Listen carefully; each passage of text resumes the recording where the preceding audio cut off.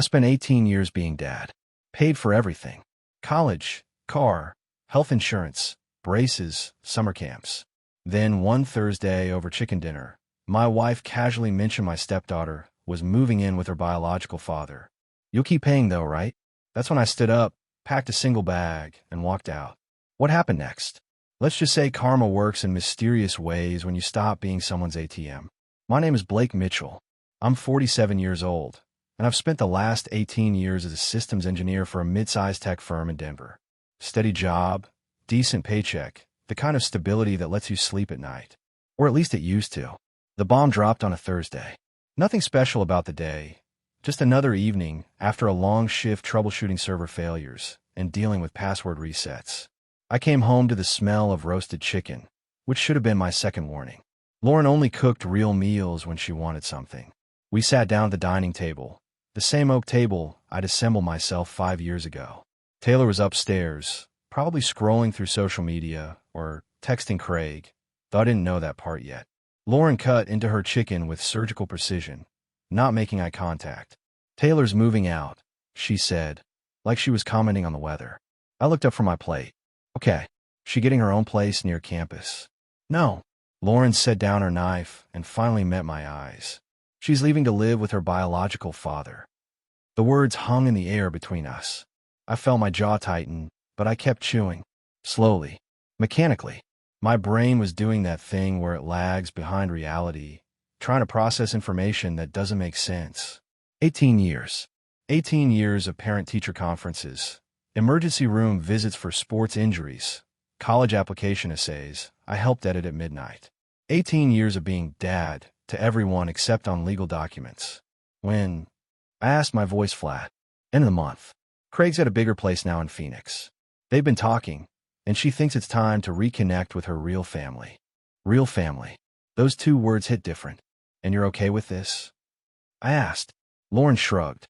"She's an adult, Blake. It's her choice. Besides," she added, reaching for her wine glass, "you'll keep helping with tuition and expenses, right?" For continuity. There it was. The real agenda. I wasn't her father. I was her ATM. A subscription service they forgot to cancel. I said nothing. Just nodded once, finished my chicken, and cleared my plate. That night, I didn't sleep. I stared at the ceiling, listening to Lauren's breathing beside me, and made a decision that would change everything.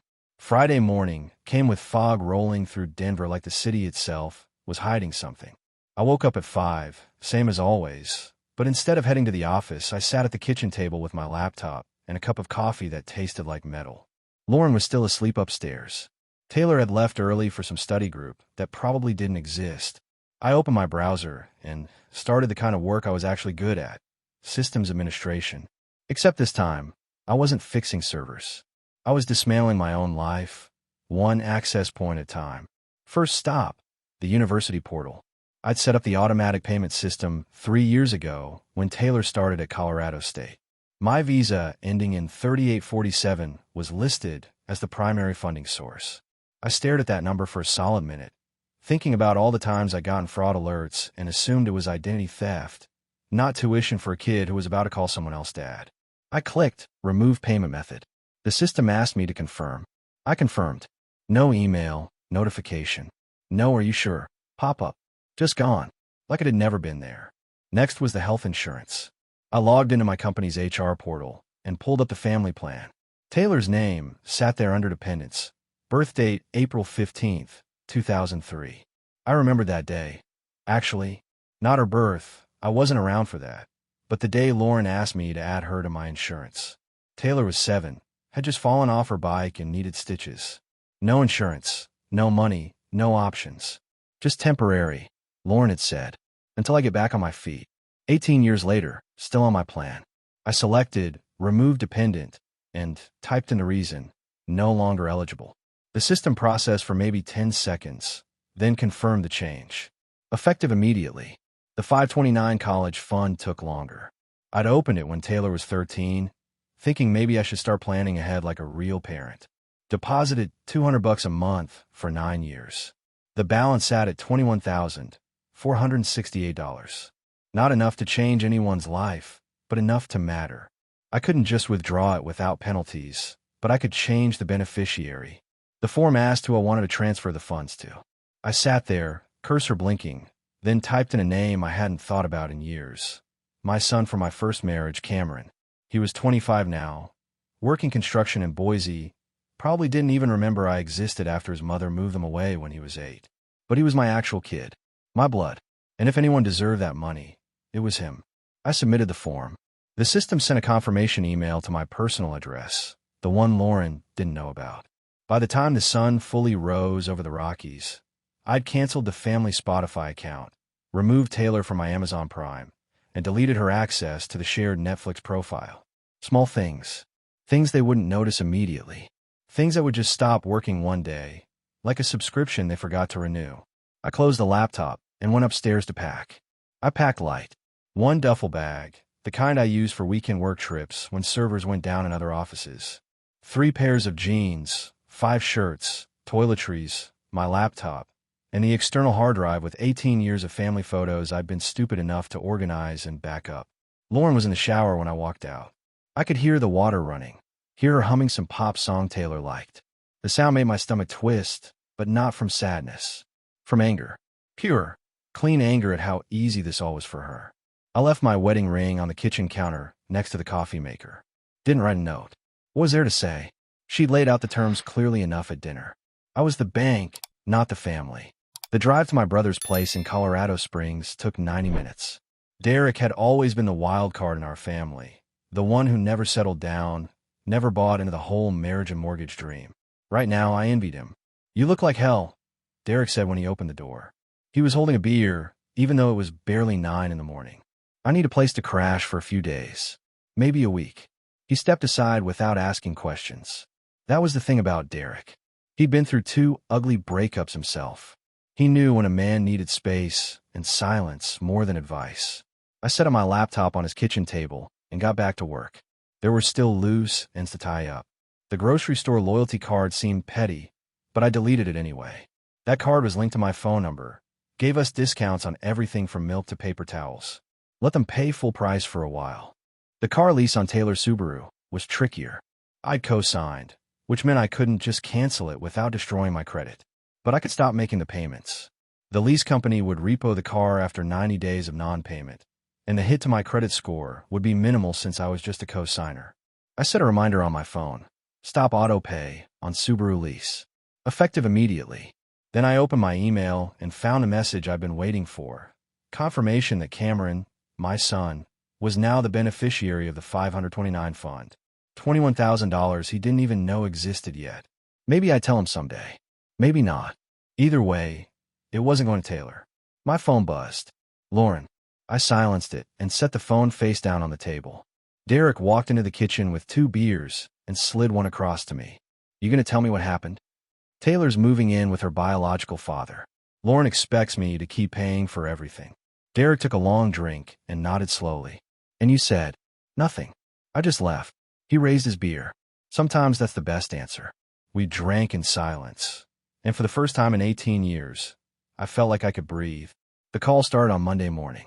I was at Derek's place, working remotely, when my phone lit up with Lauren's name.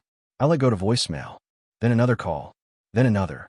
By noon, she called 7 times. I finally listened to the first voicemail around 1 o'clock. Her voice was tight, controlled, the tone she used when she was trying not to sound panicked. "Blake, where are you? You didn't come home. Your office said you're working remotely this week. Call me back. We need to talk about this like adults." Adults. That was rich coming from someone who decided my entire role in her life without asking my opinion. The second message, left an hour later, had a different energy. "Blake, seriously, this isn't funny anymore. Taylor's asking where you are. Just call me." I deleted it and went back to work. Wednesday afternoon, everything changed. I was in the middle of a video conference when my phone started vibrating nonstop. Lauren's name flashed over and over. Then Taylor's number. Then Lauren again. When the conference ended, I had 12 missed calls and 3 voicemails. I played the last one.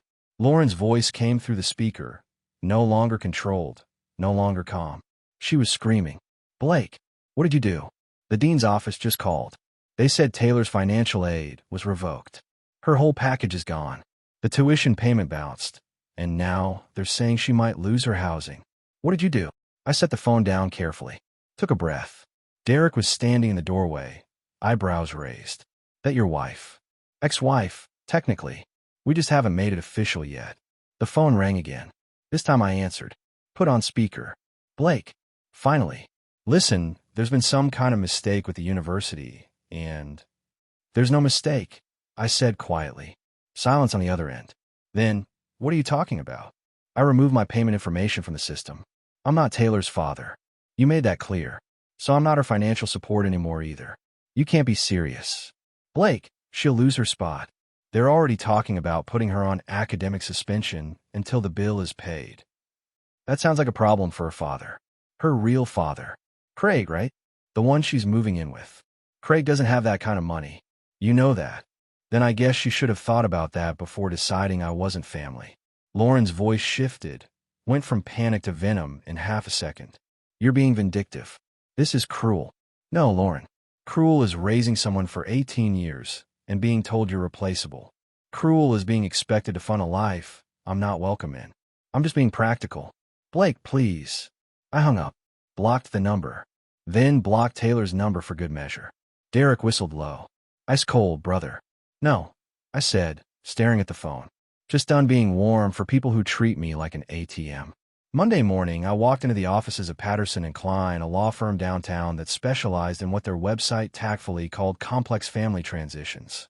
Translation: they handled divorces where people fought dirty.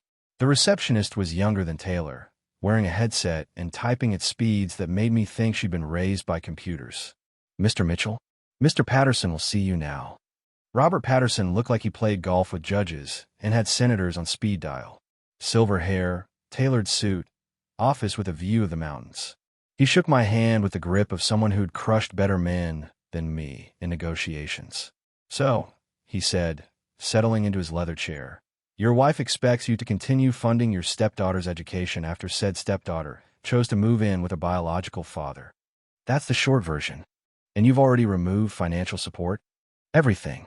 Tuition, health insurance, car lease payments. All of it. Patterson smiled. Not a warm smile. A predator's smile. Good. You've established clear boundaries. Now let's make sure they stay established. You mentioned on the phone that the house is solely in your name. Refinanced 4 years ago. Lauren signed over ownership to improve the loan terms. Did she receive independent legal counsel before signing? I shook my head. I don't think so. I told her it was for tax purposes. Even better. Patterson opened a folder and slid a document across the desk. This is a petition for legal separation with intent to divorce. It protects your assets immediately and establishes that you have no financial obligation to her or her daughter. We'll also include a clause demanding reimbursement for expenses you covered during the marriage that exceeded your fair share. Can we do that? We can ask for anything. Whether we get it is another matter. But it puts her on defense immediately. He leaned forward. Mr. Mitchell, I need to know something. How far are you willing to take this? I thought about 18 years. About every soccer game, every school play, every midnight drive to the emergency room. About being called just Steve when Craig's name came up. About that dinner table conversation where I became a subscription service. As far as necessary. Patterson nodded. Then let's talk about the discovery process. I want financial records going back 5 years. Every purchase she made, every expense she claimed was for the household, that was really for her. We're going to build a case that you were financially exploited. Over the next hour, he walked me through the strategy. Freeze joint accounts. Document every text message and voicemail. File a restraining order if she showed up at Derek's place. Prepare for her to fight back hard. One more thing, Patterson said as I stood to leave. Your stepdaughter's biological father, this Craig Walsh. Do we know anything about him? Not much. He's in Phoenix, hasn't paid child support consistently. Find out more. If he's got unpaid obligations or a criminal record, that information could be useful. Shows a pattern of irresponsibility. Makes your position stronger. I left the office with a folder full of documents to sign and a court date set for 3 weeks out. On the way to my truck, my phone buzzed. An email from Colorado State University, Student Accounts Department. Dear Mr. Mitchell, We received your request to remove authorization as a financial sponsor for Ms. Taylor Mitchell. This change has been processed. Please note that Ms. Chin's account now shows an outstanding balance of $14,230 for the current semester. Taylor's mom's maiden name was Chun. She kept it when she married me. Taylor used it too, even though I'd offered to let her take my name when she turned 18. I forwarded the email to Patterson with a one-line message, documentation of withdrawal of support. Then I drove back to Derek's place, cracked open a beer, and waited for the next explosion. It started with a text from my buddy Carlos, a guy I'd worked with for 5 years before he moved to Austin for a better position. "Bro, is this about you?" Attached was a screenshot of a Reddit post from some college drama forum. The title made my stomach drop. "Girl ditches stepdad for bio dad. Now she's broke and crying. Karma at its finest." I opened the link and started reading. The post was anonymous, but the details were too specific to be coincidence. So there's this girl in my school who's always been kind of entitled. Like, designer bags, new car every other year, study abroad trips, the whole package. She'd always talk about how her stepdad was fine, but not her real dad. How she was planning to reconnect with her biological father, who's apparently some big shot now. Well, guess what? She moved out to live with bio dad last month. Big Instagram post about finding her real family and new beginnings with a picture of them holding keys to his house. Everyone was like, okay, good for you. Fast forward to last week. Her car got repossessed, right out of the student parking lot. Then her housing portal got locked because her tuition payment bounced. Then she found out her health insurance was canceled. Apparently stepdad was paying for everything, and when she left, he just stopped. Completely ghosted. Won't answer calls, won't respond to emails, just vanished. Now she's crying in the student center about how unfair it all is. Her mom's blowing up the financial aid office. Bio dad turns out to be broke as hell. Can't help with any of it. And stepdad, ice cold. Totally done. Comments are saying he's being cruel, but honestly, 18 years of raising someone, paying for everything, then getting dumped the second bio dad shows up, I'd probably do the same thing. Play stupid games, win stupid prizes. The post had 3,000 upvotes and over 600 comments. I scrolled through them, watching strangers dissect my life like a true crime podcast. NTA. Stepdad is a legend. She FD around and found out. Imagine calling someone not your real dad while cashing his checks. The audacity. Bio dad probably rolled back into her life because he wanted something. Classic deadbeat move. A few comments defended Taylor, called me vindictive, said I was punishing a kid for wanting to know her biological father. Those got downvoted into oblivion. Someone had found Taylor's Instagram. Not hard, given the description in the post. They'd posted screenshots in the comments, including the one with her and Craig holding the key. New beginnings, the caption read, with a heart emoji. The comments on that screenshot were brutal. How's that working out for you? Hope the key opens a job application. Maybe Craig can pay your tuition with exposure. Derek walked in, saw me staring at my phone. What's wrong? You look like you've seen a ghost. My life just became a Reddit post. He read over my shoulder and whistled. Damn, that's wild. You think Taylor knows? If she doesn't now, she will soon. This thing's going viral. My phone buzzed. A text from an unknown number. You're a coward, and everyone knows it. You ruined her life because your ego couldn't handle the truth. I blocked it. Another text came through from a different number. Hope you're proud of yourself. She's dropping out because of you. Then another. You're pathetic. I turned off my phone and tossed it on the couch. Derek looked at me, concerned. You okay? Yeah, I said, surprised to realize it was true. I'm fine. They can say whatever they want. I know what I did and why I did it. And if the internet wants to weigh in, let them. Derek raised his beer. To knowing when to walk away. I clinked my bottle against his. To knowing when you're done being used. The call came at 2 a.m, 3 weeks after the Reddit post went viral. I was at Derek's place, dead asleep, when my phone started buzzing on the nightstand. Unknown number. I almost didn't answer. Hello, Mr. Mitchell. A woman's voice, professional but tired. This is Denver General Hospital. We have Taylor Chun in our emergency room. You're listed as an emergency contact. I sat up, fully awake now. What happened? She came in with severe respiratory distress. Asthma attack. She's stable now, but we need to discuss her treatment and insurance information. My mind flashed back to Taylor at 14, her first major asthma attack during a camping trip. I'd driven 90 miles per hour to the nearest hospital while she used her inhaler every 5 minutes, her breathing shallow and panicked. I'd sat in that waiting room for 6 hours until the doctors said she was clear. "What's her condition?" I asked.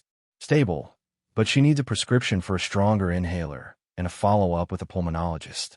The issue is her insurance was declined. The account shows she's no longer covered under your policy." "That's correct. I removed her 6 weeks ago." Silence on the other end. "I see. Well, without insurance, the emergency room visit alone is running about $4,000. The prescription and follow-up will be additional. And you're calling me because you're her emergency contact, and she doesn't have anyone else to call."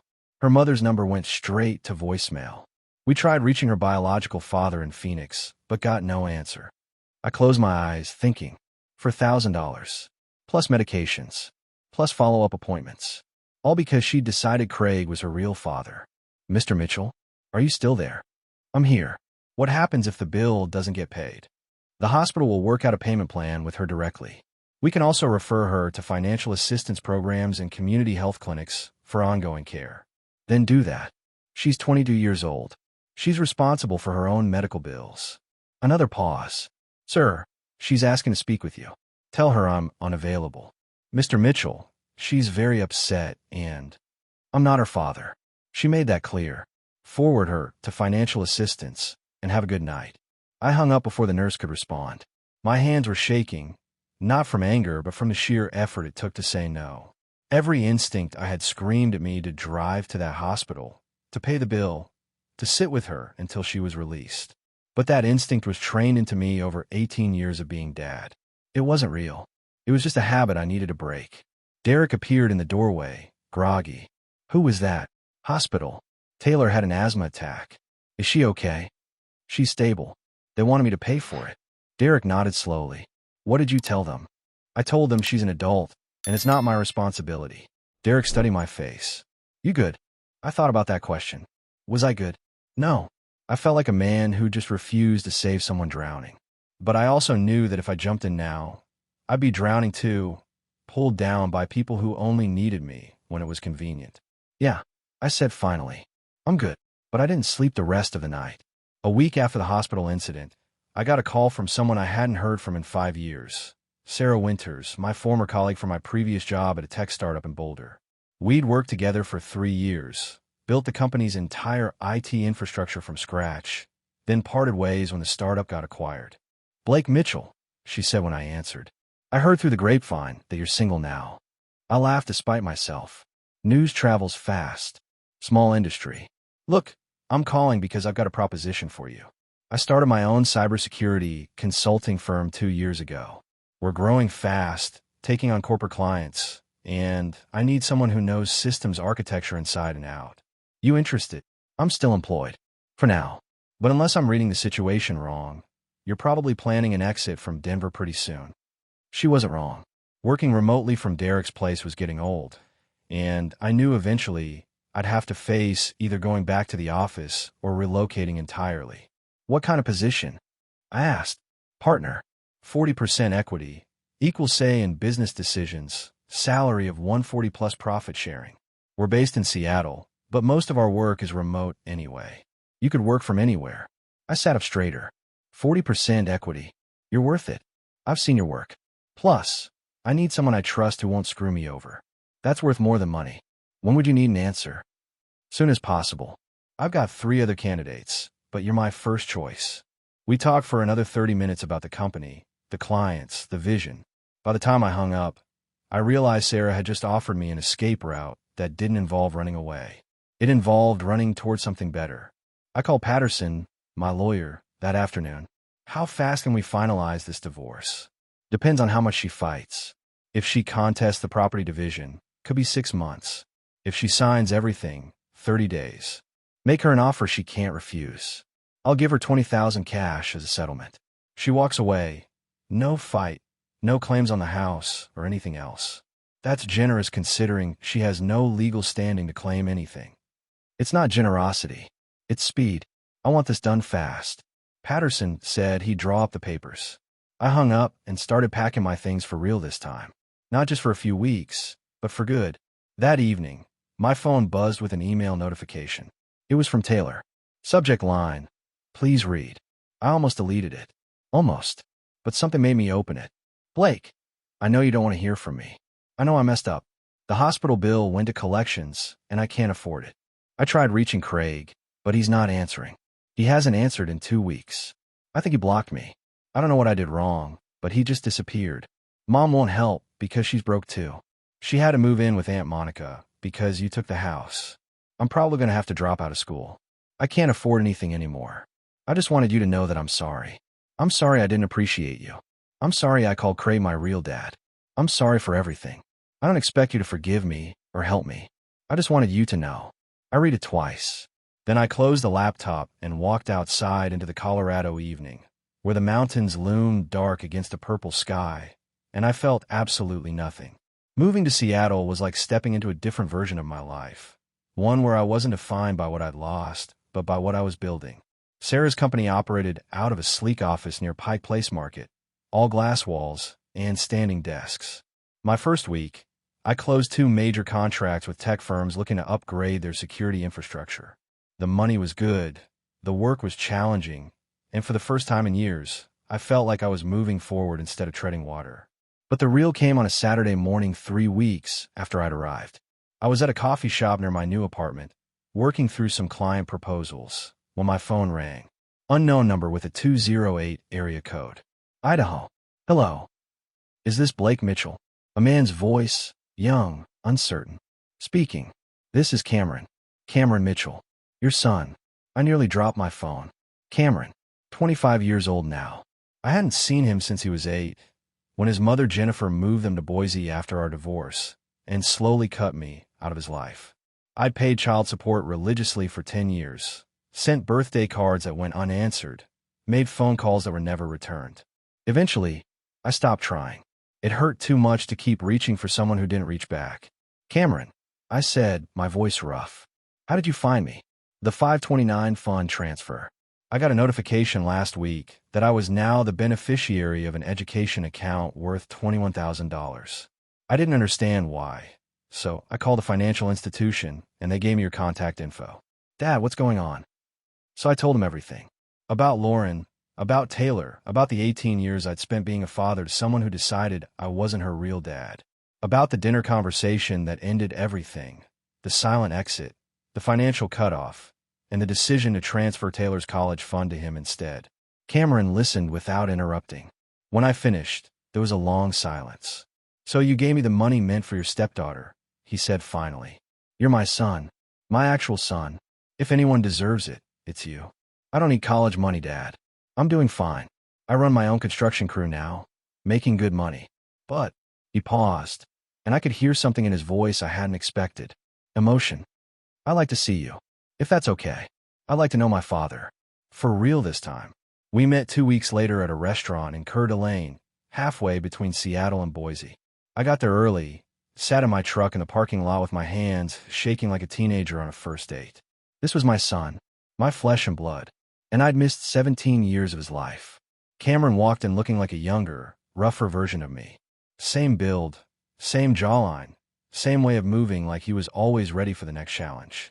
He spotted me immediately and walked over with a confidence I envied. "You look good," he said, shaking my hand.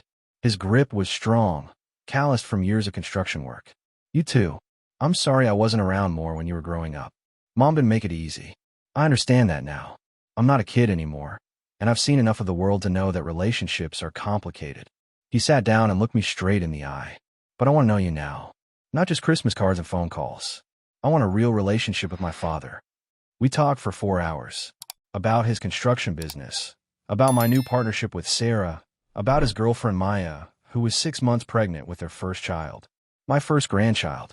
A little girl they were planning to name Emma. "You've got a chance to be a grandfather," Cameron said, as we finished dessert. "If you want it. I know I can't give you back the years we lost, but we can start from here." "I want it," I said, and my voice came out rougher than I intended. "I want all of it." Cameron smiled, and it was like looking at myself 20 years ago. "Good, because Emma's going to need a grandpa who shows up." I drove back to Seattle that night, feeling lighter than I had in months. Maybe years. For the first time since that dinner table conversation with Lauren, I felt like I had a family again. A real one. Not one built on obligation and checks and being useful, but one built on blood and choice and second chances. 8 months after moving to Seattle, I was standing in the TSA pre-check line at SeaTac Airport, heading to a cybersecurity conference in San Francisco. Life had gotten good. Really good. My partnership with Sarah had exceeded every expectation we'd set. We'd tripled our client base, hired 12 new employees, and I'd just received my first profit-sharing check for $83,000. Cameron and I talked every week now, and I'd flown to Boise twice to visit him and Maya and baby Emma, who had her grandfather's eyes and her father's smile. I was checking my boarding pass on my phone when I saw her. Taylor. She was maybe 20 yards away at a coffee kiosk near the security checkpoint, and, at first, I wasn't sure it was really her. She looked different. Thinner. Older. Her hair was pulled back in a messy ponytail, and she wore pale blue scrubs like the kind medical assistants or nursing students wear. She was standing at the register, counting out coins from her pocket to pay for a small coffee. Quarters, dimes, nickels, counting them twice to make sure she had enough. The barista looked impatient. There was a line forming behind her. Our eyes met across the terminal. Recognition flashed across her face immediately, followed by something else. Shame, maybe, or regret. Her mouth opened slightly, like she was going to call out to me, or wave, or do something to bridge the 20 yards and 8 months between us. I looked away, picked up my carry-on bag, moved forward in the security line, didn't look back. Behind me, I heard nothing. No footsteps running to catch me. No voice calling my name. Just the ambient noise of the airport. Thousands of people moving through their lives, most of them strangers to each other. I went through security, put my laptop and shoes back on, and walked to my gate without a single glance over my shoulder. By the time I sat down in the waiting area, my phone buzzed with a text from Cameron. Maya went into labor this morning. Baby's coming early. Can you get here? I pulled up the airline app and rebooked my flight.